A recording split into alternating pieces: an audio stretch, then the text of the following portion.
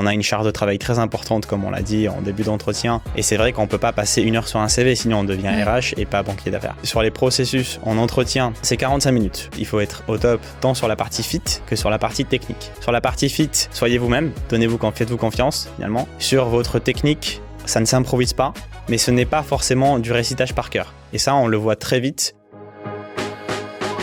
Bonjour, je m'appelle Noémie Hardy et j'ai le plaisir d'animer ce podcast réalisé par Training You, première plateforme de préparation aux entretiens en corporate finance et conseil en stratégie. Ce podcast s'appelle Choose Your Career. L'objectif est de faire parler des professionnels du secteur qui étaient à votre place il y a quelques années et qui ont réussi à y démarrer leur carrière. Dans ce podcast, ils abordent leur histoire, racontent leur métier au quotidien et donnent des conseils pour réussir à votre tour. Si vous cherchez un stage ou un CDI en finance ou en conseil, ou si vous êtes simplement ici par curiosité, ce podcast est fait pour vous.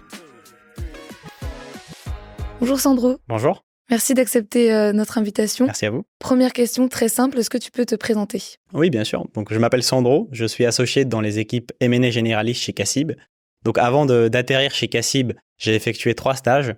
Donc, premièrement, je suis passé par la banque privée à la Société Générale de Monaco. Donc, c'était une entrée très douce dans la vie active, comme on dit. Mais j'ai très vite su que ce n'est pas forcément sur des personnes physiques que je voulais travailler, mais plutôt sur des personnes morales. Et je me suis naturellement orienté vers les métiers du M&A, où nous conseillons des grandes entreprises dans les opérations de croissance externe. Donc, j'ai pu effectuer 2 stages par la suite. Le premier était chez HSBC, sur les Champs-Élysées, dans les équipes généralistes à Paris. Et mon stage de fin d'études s'est fait chez Lazare, dans les équipes généralistes également. Sur mon parcours éducatif, je suis diplômé de Sciences Po Paris en master finance et stratégie, parallèlement à mon cursus de magistère finance à la Sorbonne. Et avant ça, j'étais en prépa aussi à Strasbourg. Et comment ça s'est passé ? C'était quelque chose de difficile ou pas au quotidien ? Les stages étaient assez difficiles à obtenir puisque les stages en finance sont très concurrentiels. Donc, il y a beaucoup de demandes de la part des candidats et assez peu d'offres. Donc, mon premier stage en banque privée a été obtenu par un networking. C'est un ami de lycée qui m'avait recommandé. Concernant mon second stage chez HSBC, j'avais réussi à m'introduire soi-même auprès d'un professionnel dans une conférence qui m'a ensuite proposé de passer des entretiens.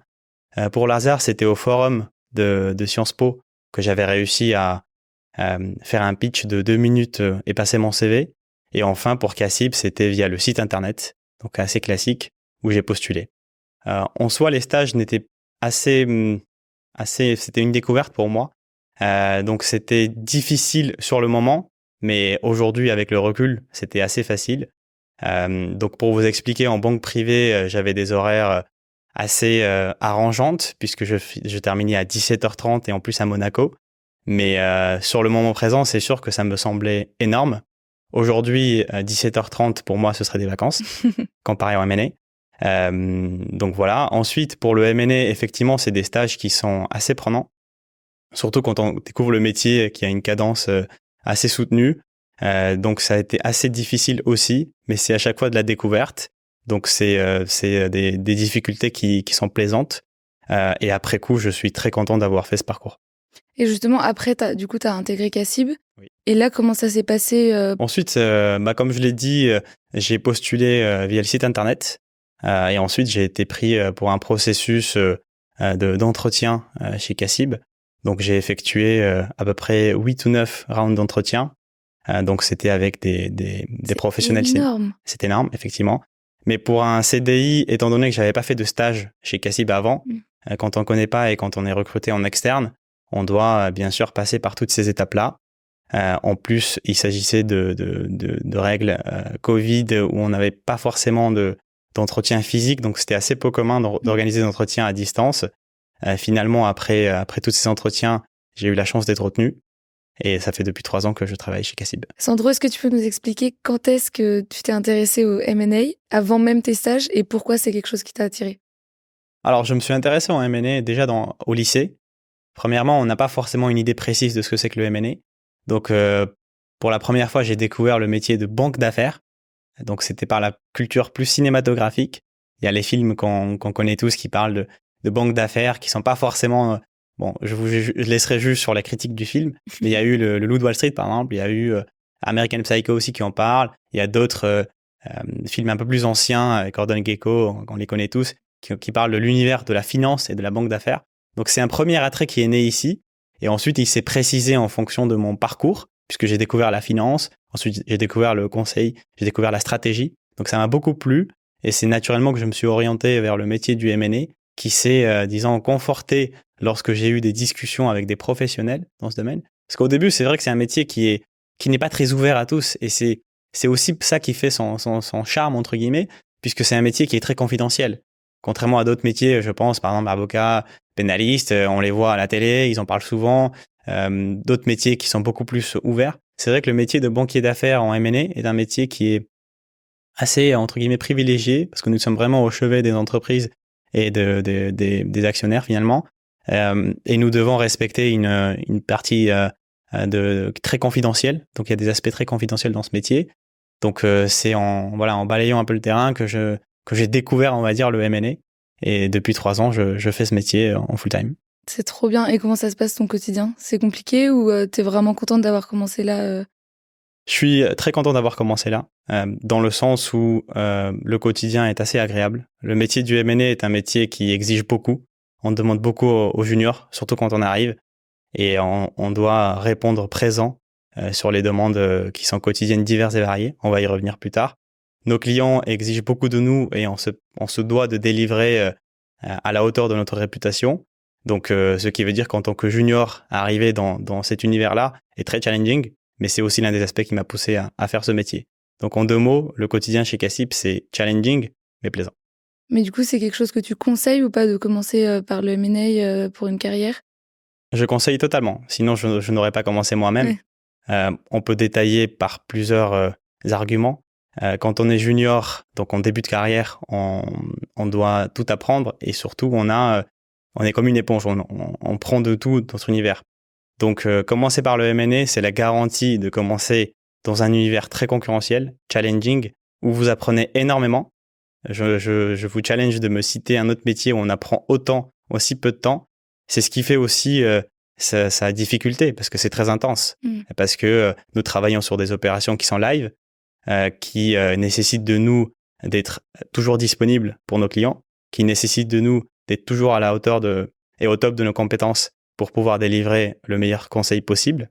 Nous les accompagnons pour des conseils stratégiques et des opérations très complexes qui nécessitent des savoirs et des compétences ainsi que une prise de recul nécessaire pour pouvoir conseiller.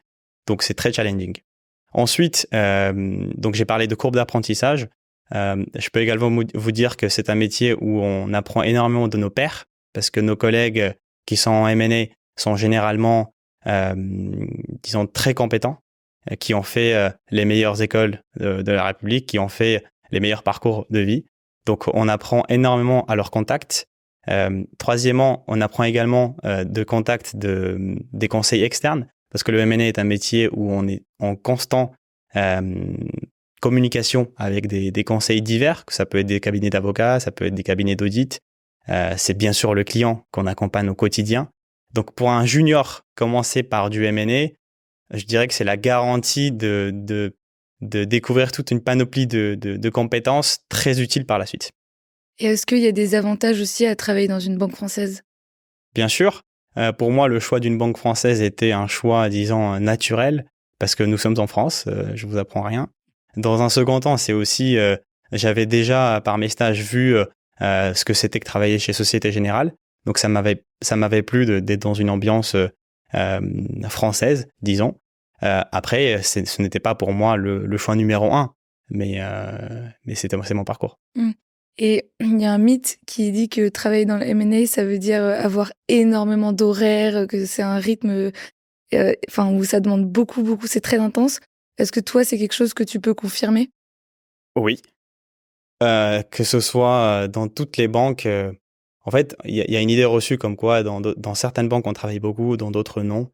J'aimerais un petit peu casser cette idée, on va dire, cette idée reçue, dans le sens où, en fait, quand on travaille sur un mandat ou sur une exécution qui est live, on ne peut pas, à 20h, plier bagage, rentrer chez soi et dire je regarderai ça le Et lendemain. ça, peu importe la structure, peu importe la banque.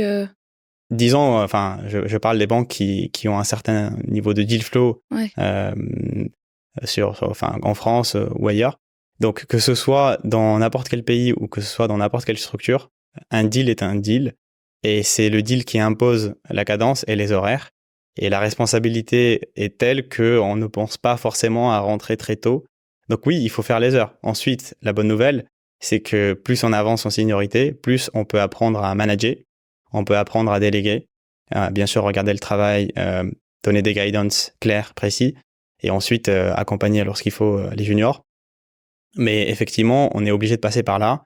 Je suis passé par là au sein de Lazare, HSBC, Cassib également. Je passerai par là demain également, mais c'est pas quelque chose qui me fait peur. Ce qui nous drive plus dans ce métier, c'est le business finalement. C'est accompagner un client, c'est la responsabilité qui pèse sur nos épaules, et c'est moins rentrer à 19h pour prendre un verre. Pour qu'on se rende compte un peu, c'est quoi? Après, on prend des verres aussi. Oui, c'est ça. C'est par exemple finir à minuit. Enfin, ça doit être une vie complètement. Il n'y a pas forcément de range. Vous savez, je peux finir aujourd'hui, je suis là à 21h30. Demain, je peux partir un peu plus tôt aussi. C'est en fonction de nos projets. Il y a eu des moments où on a des périodes creuses dans le métier du M&A. Après, effectivement, quand on a plusieurs projets, que ce soit d'origination ou d'exécution, on se doit de répondre présent, non seulement pour manager nos équipes en interne, mais aussi pour communiquer en fonction en externe, pardon. Donc, nos horaires, ça peut être, j'ai déjà enchaîné, des 3 à 4 heures du matin, parfois plus, parfois moins. Donc, ça se compense. Finalement, heureusement que ça arrive pas tous les jours parce que sinon, c'est pas tenable. Personne n'est fait pour vivre ce type de vie et c'est pas humain. Par contre, quand ça arrive, on se rend pas forcément compte qu'il est tard parce qu'on est vraiment tellement omnibulé par par délivrer finalement que c'est ça qui va primer sur l'horaire. Ouais, donc tu comptes pas trop tes heures et en plus, c'est un métier qui te plaît finalement. Alors, c'est un métier qui me plaît, je vous le confirme. Sinon, je ne serais pas dans ce métier. Donc, on compte pas ses heures, non. Après, pour vous rassurer, on n'est pas non plus une banque qui va faire des 4 heures du matin tous les jours. Et ça n'existe nulle part ailleurs. Même s'il y a des mythes qui circulent sur certaines banques que c'est perpétuel, ça ne l'est jamais. On a tendance à parfois un peu plus exagérer notre charge de travail. Mais non, le métier me plaît et c'est pourquoi je suis toujours présent dans ce métier. Et justement, est-ce que tu peux nous raconter un peu à quoi ressemble une journée type? Oui, bien sûr. En tant qu'associate, peut-être que ça intéressera moins, mais en tant qu'analyste, en fait, une journée en M&A, il n'y a pas vraiment de journée type. Tout dépend de sur quelle mission vous travaillez. Si c'est on peut être en buy side ou en sell side. Donc, sell side, vous aidez, vous conseillez une entreprise à se vendre ou un fonds à vendre un actif.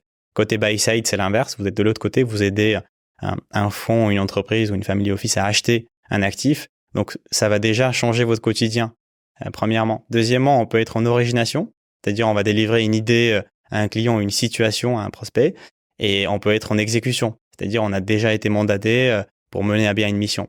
Donc ça va également modifier votre quotidien. Donc il n'y a pas vraiment de journée type. Tout dépend sur quelle mission on est affecté. Ensuite, effectivement, ça va être des constantes qu'on va retrouver en fonction des différents projets. Donc, dès qu'on arrive le matin, effectivement, on va regarder les informations importantes, les news qui ont paru sur les sociétés qu'on suit, sur les sociétés qu'on conseille. Donc, on va faire une première étape de prise d'information. Ça va être quoi comme type d'info du coup? Ça va être, par exemple, si un concurrent a fait une opération stratégique, si notre client, qui est un grand groupe, a pu faire d'autres achats à côté. Donc, pour délivrer le meilleur conseil possible, on se doit d'être informé dans un premier temps sur le marché, sur la concurrence, sur ce que disent les analystes. Donc, ça va être ce type d'information. Donc ensuite, si je reprends mon quotidien en M&A, donc on va redescendre les mails et notre journée va être rythmée par un process généralement. Donc en ce moment, c'est le cas. On a plusieurs sujets. On peut avoir un sujet d'origination sur notre charge de travail. On peut également avoir des sujets d'exécution, buy side, sell side. Donc ça va totalement rythmer notre journée. On fait quand on est associé, on fait un peu plus de modeling, c'est-à-dire on va beaucoup toucher aux Excel, on va regarder comment faire un business plan, comment faire une valorisation, enfin pas comment faire, mais les faire finalement.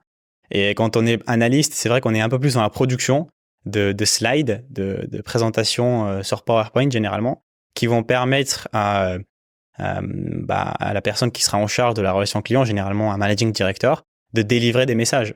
Donc c'est un support de présentation qui est fait à partir des analyses internes, à partir des analyses ou externes aussi, qui s'appuient sur des bases publiques pour délivrer une idée, donc des slides qui vont, par exemple, originer une idée de M&A, originer une idée de fusion entre des entreprises. Donc, je suis désolé de ne pas donner des journées types parce que c'est très, très varié et c'est aussi ça qui fait l'attrait de ces métiers en banque d'affaires. Tu parlais tout à l'heure d'entraide. Quelle est l'ambiance un peu chez Cassib? Il y a une très bonne ambiance chez Cassib.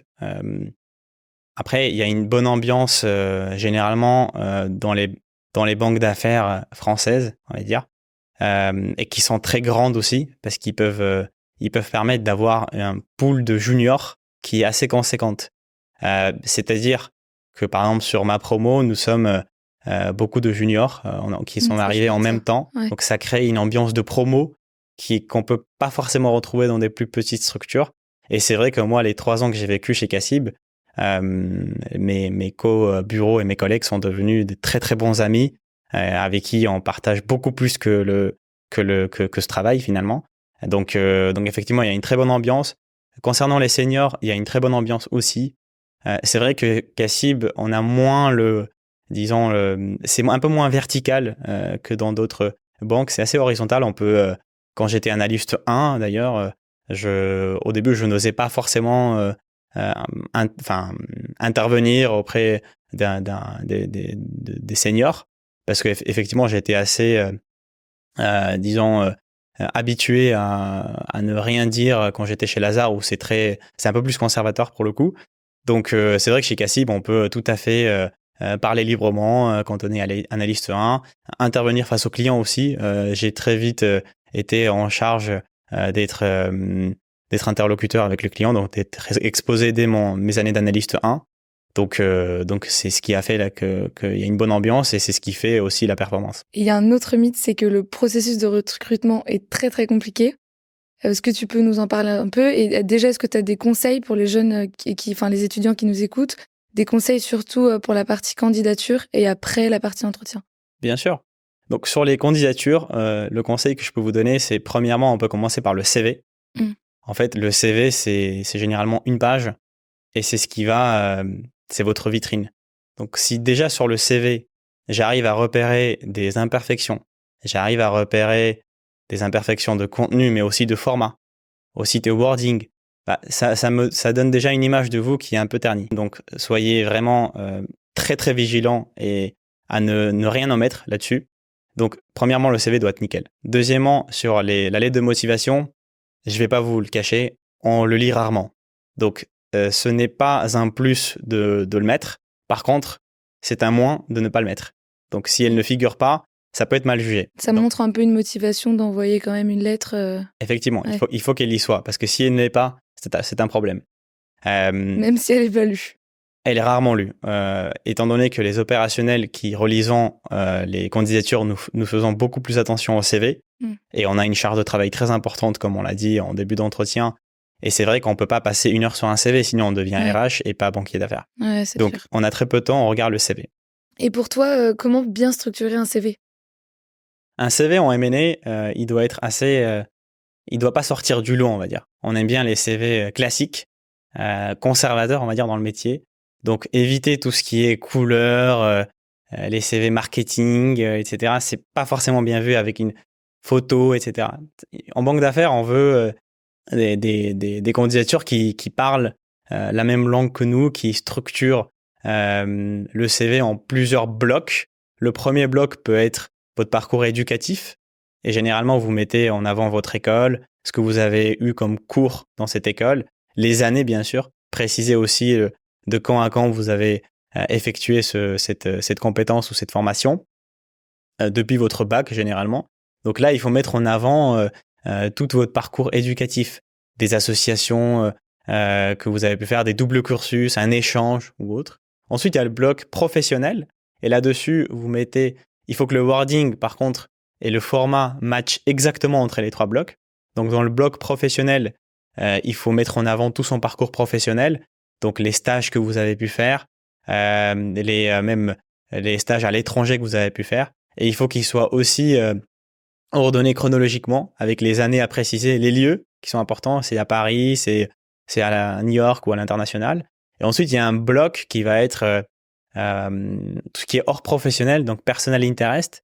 Et là, vous pouvez mettre toutes les qualités que vous avez en dehors de la vie éducative et professionnelle. Donc là-dessus, c'est vrai que moi, personnellement, je regarde beaucoup parce que ça me donne une image un peu de à quoi vous vous intéressez sans la partie qui est commune à tous, donc la partie éducative et professionnelle. Donc ça, mettez en avant les sports que vous pratiquez. Effectivement, les sports, ça peut être assez anodin, mais c'est important parce que le sport, ça renvoie l'image de quelqu'un qui sait parler en équipe, qui a un esprit d'équipe, qui est aussi qui est dans la compétition par moment, qui ne sera pas surpris par le challenge, qui peut s'adapter à la rapidité, qui est stratège aussi, parce qu'on utilise beaucoup la tête, normalement dans tous les sports. Donc, très important. Vous pouvez aussi avoir un mini-bloc qui peut être compétences, comme les skills ou les formations que vous avez pu faire, mais pas forcément des formations classiques. Je veux dire les formations par les certificats que vous avez obtenus. Ça peut être la programmation qui va être bien vue. Ça peut être tous les Python, etc. qu'on connaît. C'est pas forcément indispensable, mais ça donne quand même une image de vous, que vous savez utiliser l'informatique, que Excel, VBA, vous savez faire. Donc, Word, Microsoft Word, ne le mettez pas, parce que Microsoft Word tout le monde le met. Ou Paint, on sait tous le faire depuis nos 12 ans. Donc voilà, c'est un CV classique, sans extravagances, on va dire, qui respecte le format partout, qui respecte la cohérence partout, qui est consistant. Et ensuite, j'ai envie de dire, il faut l'habiller de la meilleure façon possible. Et c'est à vous de jouer pour que chaque ligne soit en vaut la peine. Donc, il faut décrocher les meilleurs stages possibles pour faire du M&A. Il faut faire les meilleures écoles possibles pour faire du M&A. C'est à vous de jouer. Et est-ce que tu vas regarder aussi les écoles dans le CV? C'est un critère important? Alors, c'est un critère important. Mais après, quand on note un CV, il y a des critères objectifs et subjectifs. De mon côté, j'accorde moins d'importance à l'école. Mais il est vrai que généralement, surtout en France d'ailleurs, ce qui peut être bien ou pas bien, on a des écoles cibles qui vont rentrer en jeu. Et c'est vrai que le M&A est tellement concurrentiel, on reçoit plus de 1000 CV pour une vingtaine de places, qu'on est obligé, en fait, comme je ne connais pas les candidats, nous sommes obligés d'avoir des facteurs qui vont réduire l'asymétrie d'information. Et le fait qu'une école de prestige figure sur un CV, ça peut permettre de la réduire. Après, en théorie, ça se vérifie ou pas, c'est une autre question. Et justement, à part les écoles, sur quoi les étudiants peuvent jouer, par exemple, leur expérience Tout à fait. Vous savez, les écoles, ça reste une partie importante, mais on peut tout à fait la compenser. En fait, un CV, on a conscience que derrière un CV, il y a une personne. Il y a une personne qui veut commencer un métier, qui veut généralement commencer ou même qui veut changer de métier. Donc, c'est généralement une personne qui est intéressée, motivée, on espère, par ce métier. Donc, c'est à vous de mettre en avant tout ce que vous avez. Et on est conscient qu'une personne n'a pas seulement son côté éducatif, il y a aussi son parcours professionnel. Donc, si jamais l'école n'est pas target school, on va dire, si elle sort des targets habituels des banques d'affaires, il faut mettre en avant son expérience. Et tout est bon à prendre. Mais effectivement, quelqu'un qui a fait du M&A, ça me rassure. Que dès day one, il sera opérationnel. Quelqu'un qui n'a pas fait de M&A, ça peut être un pari. Et généralement, on est plutôt chanceux. On a souvent fait des paris qui sont avérés de bons paris, puisque la personne n'avait peut-être jamais fait de M&A, mais il suffit que la personne soit très motivée, et il part de zéro, mais sa croissance est telle qu'il va dépasser quelqu'un qui a fait 6 mois de stage en M&A, mais qui était peut-être moins motivé par le métier. Par exemple, au début, effectivement, j'avais commencé moi-même par la banque privée, donc c'était la première marche, mais ça m'a permis de rajouter à ma facette le travail rigoureux, premièrement. Ça m'a permis de rajouter le contact client et mettre ça en avant. Donc ça sera toujours toucher un banquier d'affaires, finalement. Et ensuite, c'est petit à petit que je me suis construit un parcours de stage en banque d'affaires, donc j'ai été chanceux. Donc tous les stages qui peuvent vous donner des compétences pour derrière faire du M&A doivent être mis en avant. Oui, parce que toi, du coup, tu fais aussi passer des entretiens. Est-ce que tu peux nous expliquer aussi un peu cette partie-là En entretien, c'est 45 minutes.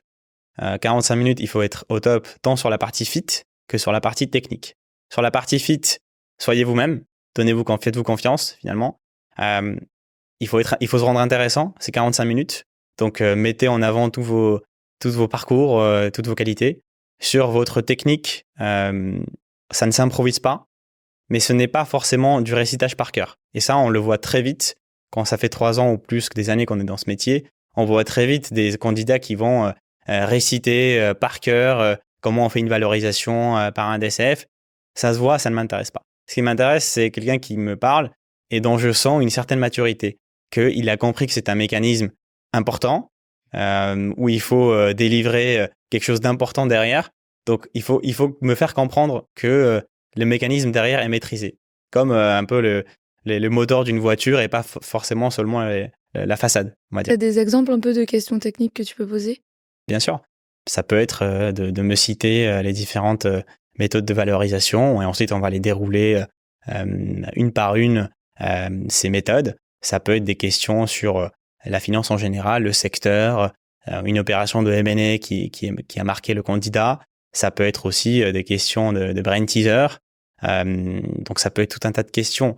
Effectivement, il y a des questions qui reviennent souvent en banque d'affaires, notamment les méthodes de valorisation, les méthodes comptables d'intégration qui vont revenir, et ainsi que d'autres qui vont revenir. Mais mon préféré, on va dire, ça reste c'est sur la méthode des multiples, où je pose souvent la question, parce que c'est la méthode des multiples, pour ceux qui la connaissent, paraît assez simple finalement. Mmh. Mais je vois tout de suite quand les candidats maîtrisent réellement les mécanismes ou non. Je pose souvent la question une fois qu'on a choisi nos comparables boursiers, une fois qu'on a déterminé la moyenne ou la médiane ou tout ce qu'on veut, à quoi on va appliquer cet agrégat. Et là, la plupart des candidats sont perdus parce qu'en fait, ils me disent qu'on va l'appliquer à un agrégat passé, alors que ce que les multiples boursiers regardent, c'est plutôt le futur. Donc, c'est peut-être un peu technique, mais bien, ça me permet de me rendre compte déjà. Voilà, effectivement, mais ça me permet de me rendre compte qu'en fait, ils comprennent le principe, mais ils ne savent pas l'appliquer dans les détails. Et c'est ça qui peut être un peu problématique. Justement, tu disais à quel point c'était important d'être prêt pour les questions techniques. Est-ce que tu as un conseil pour que le jour de l'entretien, les étudiants soient prêts? Bien sûr. Alors, premièrement, comme je l'ai dit, on remarque très vite un étudiant préparé et non préparé. Donc, un entretien en M&A ne s'improvise pas, malheureusement.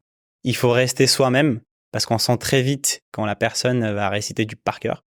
Donc, il faut, pour ça, c'est pas en une semaine qu'on va improviser un entretien en M&A, sauf si vous êtes vraiment très chanceux, mais c'est assez rare, parce qu'il y aura des questions techniques qui vont forcément venir vous mettre en difficulté. C'est forcé. Pour l'instant, on peut pas derrière recruter quelqu'un qui ne connaît pas ce que c'est qu'un EBITDA, qui ne sait pas ce que c'est qu'un DCF. C'est assez compliqué en fait. C'est pas forcément qu'on est méchant ou qu'on est difficile. Ce serait pas vous faire une fleur finalement. Si on recrutait un candidat qui n'est pas préparé, ce sera mal vécu des deux côtés. Donc maintenant, la question à comment on se prépare bien à des questions techniques dans un entretien M&A, il faut tout simplement, il y a plusieurs canaux qui peuvent exister. Premièrement, généralement, les candidatures qui nous sont adressées passent par des universités, et là, il faut écouter vos professeurs dans les cours de finance. Vous devez maîtriser la comptabilité, vous devez maîtriser la finance, le monde les marchés financiers, bien sûr la stratégie, tout ce qui touche à l'entreprise, à la vie d'une entreprise. Vous devez être à l'aise avec les secteurs, avec les métriques comptables, que sont les revenus, EBITDA, jusqu'au net income. Vous devez maîtriser les 3 états financiers, donc de compte de résultat, de bilan et de tableau de flux trésorerie. Et ensuite, il y a des questions classiques qui reviennent, qui sont très propres au M&A et qui peuvent ne pas toujours être enseignées aux écoles. Et c'est là où, en fait, le principal atout qu'un candidat préparé aura, contrairement à un candidat non préparé, c'est son côté débrouillard. Et c'est aussi voulu. C'est comme ça qu'on voit qu'une personne a cherché d'autres canaux, a cherché à contacter premièrement les équipes qui travaillent au sein de l'entité, qui s'est informée sur les questions qu'on pose et qui s'est préparée. Une personne qui a acheté des bouquins, le Vernimen par exemple, qu'il faut lire à tout prix, c'est la Bible de la finance comme c'est souvent renseigné. Une personne qui est passée par des formations comme par exemple TrainingView et autres qui peuvent exister. Une personne qui a aussi, profité de son réseau, même familial ou autre, pour s'informer. On a souvent une personne qui peut bosser dans les milieux ou autre. Donc finalement, quelqu'un qui est préparé, c'est quelqu'un qui a fait plus d'efforts, qui veut dire quelqu'un qui est plus motivé et quelqu'un qui a beaucoup plus de chances d'avoir une place d'heureux élu parmi les stagiaires. Et est-ce que tu as une question que tu préfères poser à chaque fois aux entretiens? Une question que je pose, C'est un peu dur, mais... c'est un brain teaser que je pose, parce que ça me permet un peu de sortir des questions classiques de M&A. Ouais. C'est la question de... Bon, je vais la faire assez courte. C'est, en fait, je pose souvent la question que, par exemple, quand je prends le métro, lorsque je le prends, pourquoi il y a 2 escalators qui descendent et 6 qui remontent, ou 2 fois plus qui remontent. Et là, parfois, j'ai des réponses qui sont... Parce qu'on se creuse la tête en entretien, on est stressé, etc. Ouais, c'est une question piège, ça. C'est un peu une question piège. Et généralement, on ne trouve pas toujours la réponse. La moitié les trouve. En fait, c'est une question de flux. Parce que quand on prend le métro, on n'arrive pas tous en même temps. On va pas tous se donner rendez-vous en même temps pour descendre dans le métro. Par contre, quand on sort du métro, on sort tous en même temps. Donc, c'est pour évacuer. C'est une question de flux, en fait. Okay. Et parfois, ensuite, je rebondis sur le M&A en posant la question de est-ce que tu peux me donner un exemple de flux qui va sortir de façon ponctuelle? Ça peut être un CAPEX, par exemple. Ou alors un M&A, ou un flux qui va se remplir progressivement, on va dire. Et là, généralement, c'est le revenu, l'EBITDA qui arrive en cours d'année. Ok, une bonne petite technique. Voilà. Et est-ce que tu peux nous raconter un peu le quotidien des stagiaires? Ça va être quoi leur mission? Ça va être en un mot assister l'analyste. Donc ça va être de l'assister sur toutes les missions que l'analyste, disons que l'analyste a sur sa to-do. Donc un stagiaire est quelqu'un de très important dans les banques, dans certains plus que d'autres. Donc pourquoi? Parce qu'un stagiaire, c'est premièrement celui qui va généralement aller chercher l'information brute qui va figurer sur un rapport annuel, qui va figurer sur un site internet et qui va le renseigner soit sur son Excel, soit sur la slide. Ensuite, ce sera à l'analyste derrière de checker que c'est bien la bonne information et de repartir de là, généralement. Donc, si déjà, dans le premier maillon que fait le stagiaire, il y a des imperfections ou ce n'est pas correct, ensuite, et que c'est passé, on va dire, ça n'arrive très rarement, heureusement, parce qu'il y a d'autres personnes qui sont là pour checker votre travail, mais ça peut arriver, par exemple, quand on est dans le rush, etc. Là, c'est tout le maillon qui n'est pas correct. Et donc, d'où l'importance d'avoir des stagiaires qui soient rigoureux dans leur travail, parce que les sources d'erreurs sont énormes, enfin, sont beaucoup dans ce métier. On peut se tromper sur une virgule qu'on met au mauvais endroit, on peut se tromper sur la monnaie, on peut prendre une entreprise en euros, une autre, son chiffre d'affaires en francs suisses, par exemple, ou autre. Donc, les sources, où on peut prendre l'année 2022 pour un chiffre d'affaires et l'année 2021 pour un autre. Donc, c'est pas comparable. Donc, les sources d'erreurs sont vraiment très élevées, surtout qu'on fait des métiers qui sont très intenses et où on doit être vraiment sur le qui-vive tout le temps. Donc, d'où l'intérêt d'avoir des stagiaires qui soient très rigoureux, qui soient préparés en moins dans leur tête à délivrer finalement. Et ensuite, il faut se faire confiance. Vous savez, les carrières en M&A se faisaient et vont se faire demain. Donc, il faut y aller. Donc, chez Cassib, je sais en tout cas que notre vivier de stagiaires sont très importants ensuite pour le recrutement de CDI, à peu près entre 40 et 50%. Ah oui, donc ça se fait beaucoup à partir du stage quand même. Oui, parce qu'en fait, on a vu la personne évoluer pendant 6 mois. On lui a déjà... premièrement, il y a des attaches personnelles aussi qui se font parce qu'on a travaillé avec le candidat, on commence à le connaître, on sait comment il réagit à notre demande, on l'a formé, etc. Deuxièmement, il y a aussi des compétences, puisqu'on a formé le stagiaire et le stagiaire connaît cet environnement. C'est pas une découverte, donc ça réduit déjà les risques.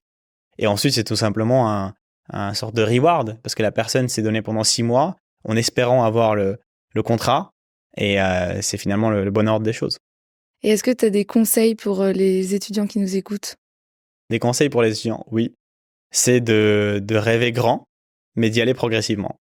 Donc, d'avoir une destination, d'être très ambitieux sur la destination, mais d'y aller étape par étape sur le chemin. Il faut de la patience. Il faut de la patience. Ok, c'est un beau conseil. Est-ce que tu as une réalisation professionnelle dont tu es fier, que tu aimerais raconter? Alors, j'aimerais bien le raconter, mais je suis sous NDA. C'est une blague. Ah bon? Non, c'était mon premier deal finalement. C'était mon premier deal de sell side. Le premier deal est toujours important. C'était Humanis, une boîte cotée, une ESN française. Donc c'était effectivement, ça m'a beaucoup marqué. Et c'est vrai que le premier deal est toujours très important, surtout quand on l'a suivi du début jusqu'à la fin. Donc c'était une entreprise cotée. Le client était très sympathique.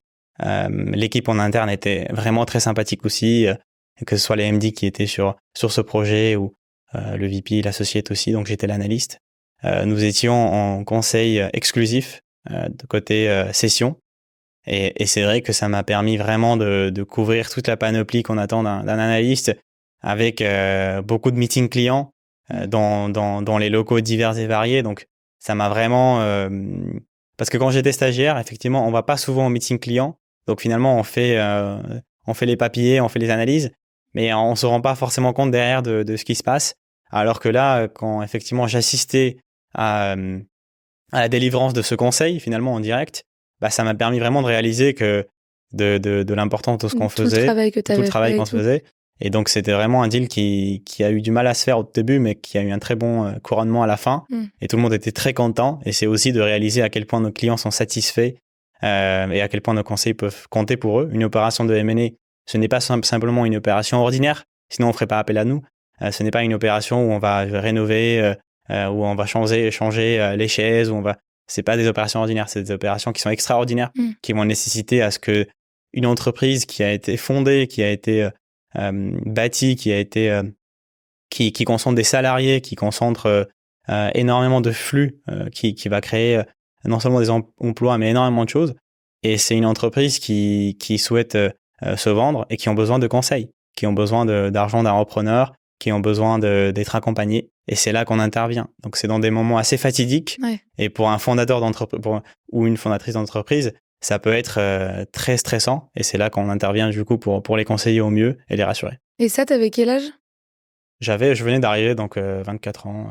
Donc c'est trop chouette, déjà à 24 ans de voir un truc comme ça. Effectivement, 24 ans, c'est très jeune. Ouais. Après, heureusement, ce n'est pas que sur mes conseils. Moi, j'étais surtout... Oui, c'est un travail d'équipe. Bien sûr. Peut-être on n'a pas beaucoup insisté dans cet entretien, mais le M&A est un métier où vous travaillez tout le temps en équipe. Tout le temps. Donc en communication constante et sur plein d'équipes, parce qu'on est sur plein de projets. Donc ça vous permet vraiment de vous exposer à tout le monde finalement. Et c'est aussi ça qui en fait la force. Vous pouvez apprendre énormément de choses de plein de personnes. Et après, tu gardes contact un peu avec l'entreprise pour laquelle vous avez travaillé ? Bien sûr. Ça peut arriver, après à mon grade un peu moins, mais c'est arrivé, je suis très chanceux, parce que effectivement ça m'est arrivé sur des entreprises dont peut-être je tairai le nom, mais ça m'est arrivé que la personne qui était en charge côté client, c'était une vente à plusieurs milliards, et la personne qui était en charge côté client à s'occuper de cette opération de vente, bah, je l'avais très souvent au téléphone, et effectivement il y a des liens qui sont créés, parce qu'on s'est au téléphone jour et nuit finalement pour que le deal se conduit de manière efficiente. Et c'est vrai que ça a créé des liens. Et même aujourd'hui, cette personne prend des nouvelles, que ce soit sur LinkedIn ou autre. Donc, effectivement, ça peut créer des liens même après le deal. Et ça laisse toujours un deal intense, ça laisse de meilleurs souvenirs. Ah ouais, c'est trop chouette. Je te propose un petit jeu.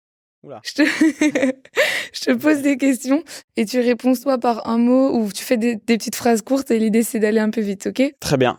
Ok, première question très simple. Est-ce que tu peux me donner un mot pour décrire ton stage chez Lazare ? Intense.